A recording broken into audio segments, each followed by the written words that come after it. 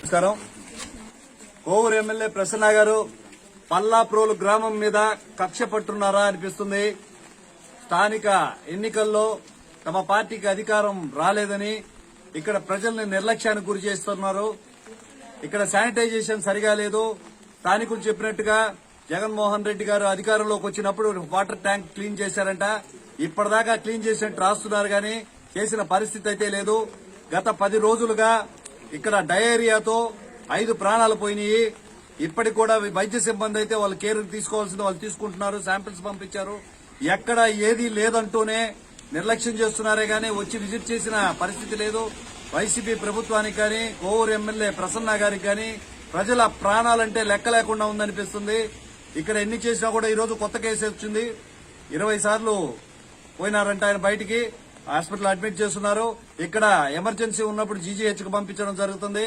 ఎక్కడ కూడా అధికారుల నిర్లక్ష్యం తర్వాత సంగతి గాని సౌకర్యాలు మౌలిక వసతుల రూపకల్పనలో ప్రభుత్వం వైఫల్యం స్పష్టంగా కనబడుతుంది. ప్రసన్న కుమార్ రెడ్డి గారు ఈ గ్రామంలో కాచి చల్లార్చిన నీరు తాగండి అని ఊరికే హెడ్డింగ్లు రాసేసి చేతులు దులుపుకోకుండా ఇక్కడ డయేరియా వ్యాప్తి చెందకుండా చూడాల్సిన పరిస్థితి ఉంది.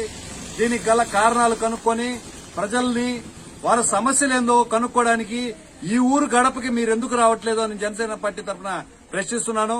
ప్రతి గడపలో సమస్య ఉంది. మంచినీరు వాటర్ డ్రైనేజ్ కాలువలో నుంచి వస్తుందంట. ఆ నీరు కలుషితం కావడం వల్లే ఈ రోజు ఈ డయేరియా వ్యాప్తి చెందుతుంది.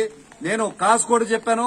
వీలైతే దాన్ని రెక్టిఫై చేయండి, లేకపోతే గ్రామస్తులతో కలిసి ఉద్యమిస్తాం. వారి సమస్యలు తీరేదాకా కూడా జనసేన పార్టీ తరఫున పోరాటం చేస్తామని తెలియజేస్తున్నాను. జై జనసేన, జై హింద్. అంతకుముందు కేర్ తీసుకుంటే కొంతవరకు కాపాడుతున్నాను. కారణం కనుక్కోలేదు కాబట్టి కారణం తెలిస్తే దాని మీద ఫైట్ చేస్తాం.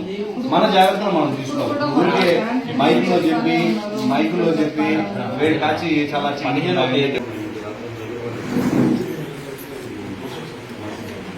మన మ్యారేజ్ మీరు పోలేదు. ఇక్కడ మధ్య ఫంక్షన్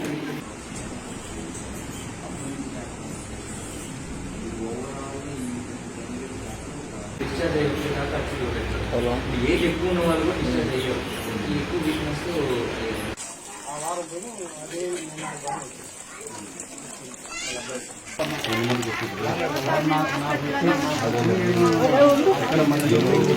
నార్మల్ ఎక్కడ రాలేదు కానీ బ్రదర్ ఒక రోజు మా ఊరి సమస్యల గురించి బయటకు వస్తున్నారు. నేను 2 రోజులు కావాలి. అక్కడ రాయలసీమకి పంచాయతీ పైప్ లైన్ లాగిండు.